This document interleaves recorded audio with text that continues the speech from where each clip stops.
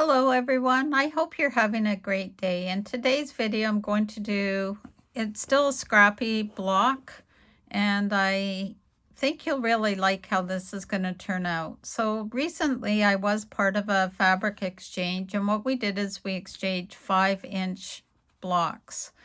And there's a total assortment of fabric. So what I did is I found a blender background fabric that I felt would work with any of the colors in here. So what I've done is I've taken the 5-inch and I've made other squares that are 6 inches. So if you didn't want to use a 5-inch square, you could use a 4.5, and then these would be 5.5. If these are 3.5, then these would be 4.5. So whatever your background is, it's going to be 1 inch larger than your multicolored base squares. So what I'm going to do is I'm calling these my background, and for now I'm just going to set them aside. And I'm just going to take one square to show you as an example. So again, these are 5 inches. And what I'm going to do is I'm going to draw 2 stitching lines. So I'm going to go corner to corner. And I'm going to use the dreaded friction pen so that you can see it. This is on the wrong side of the fabric, so it's not going to be a problem down the road. I'll just draw it lightly so we can see it there. And then I'm going to take the 1/2 inch mark on my ruler and put that on the corner to corner line. And then I'm going to make another mark. And these 2 lines are going to be our stitching line. So what we're going to do is we're going to go through the whole pile and mark those up. And then once that's done, I'm going to take the background, right sides up on the background, and we're going to take one of the squares that we've just marked up, and we're going to put it in the corner like this so that these edges are matched up. And then I'm going to pin it.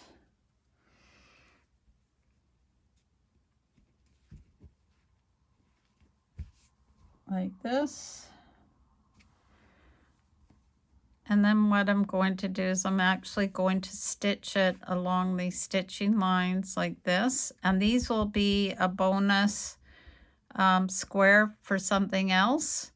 And once these are stitched, these are going to flip over. So let me go ahead and do this, and I'll show you what we do next.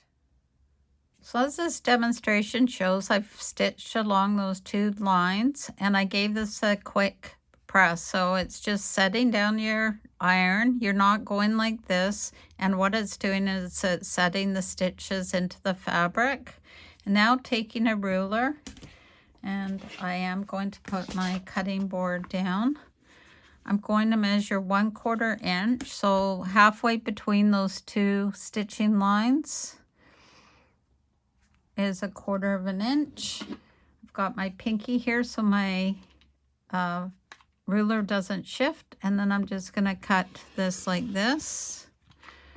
And now what you have is you have a bonus HST that I'm going to show you what you can use that for. And then for this, what we're going to do is we're going to press this like this.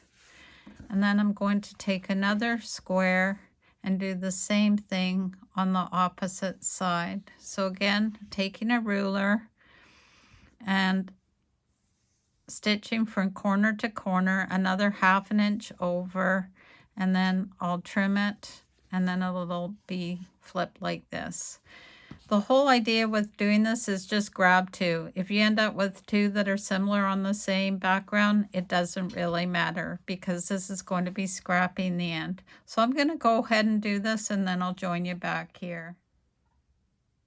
So I've now got the second block sewn on, and again I set the stitching line 1/4 inch. So halfway between the 2 stitch lines. And then I cut these apart like that. And now we have 2 separate 1/2 square triangles that can be used for something else, or it can be included in this pattern. And then with this, we're going to press these open like this, and that's what the block looks like. So I'm going to go ahead and make these all up, and then I'll join you back here. Depending on how consistent your 5-inch squares are, there might be some variation on the trim size. So you may decide to go along afterwards and square these all up to a common size, which I will probably do as well. So this is a really neat way to use up a lot of different fabrics, and I'll show you in a few minutes what the final design is going to look like. Okay, I'm back. Look at all these pretty trimmings. I actually trimmed my blocks to 5 3/4, which is an odd size, but it really doesn't matter in the scheme of things. And what I did is I took the smallest block that I had, and I was able to get a consistent size, so that's what I've gone with. I've played around with a different couple layouts, and this is what I'm going to do. I'm going to take them in pairs and I'm going to join them together. And once I've got that done, I'll show you what I've come up with. The bonus with this project is because originally we had stitched here and here, we ended up with all these wonderful cutoffs. So pretending this one belonged like that. So now I have all these HSTs that once they're all pressed open, they should measure 4 inches unfinished. So I'm coming up with another project to use for these as well. So I love having dual projects from one simple task. So let me go ahead and do this, and I'll show you how we're going to lay this all out. So just giving you a preview, this is what it would look like with 2 joined together, forming the V. And then I've added another 2 below it, and this is what our block's gonna look like. So this is 11 inches unfinished, and I'm gonna go ahead and make a series of these, and then I'll show you what it looks like once they're all joined together.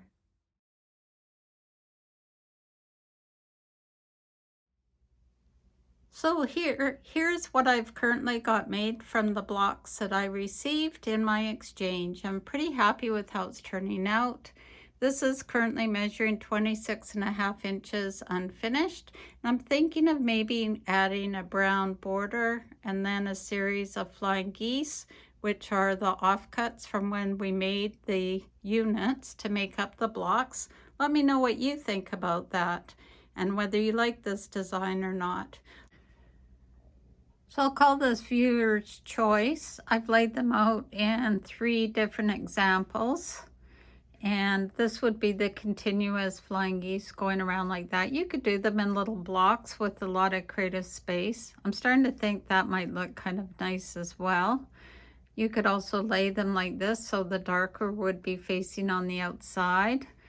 What I thought I would do is have them laying like this so that there's peaks that are being formed, or the sky from the flying geese would be facing inside, which would work better with the border that I've selected.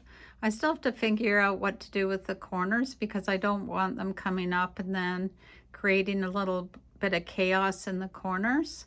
So I'm going to start working on this. I've got 1 flying goose for each square, and that's how I first came up with the layout. And then what I thought I would do is put some more solid fabric or a contrasting color and then another square in the corner.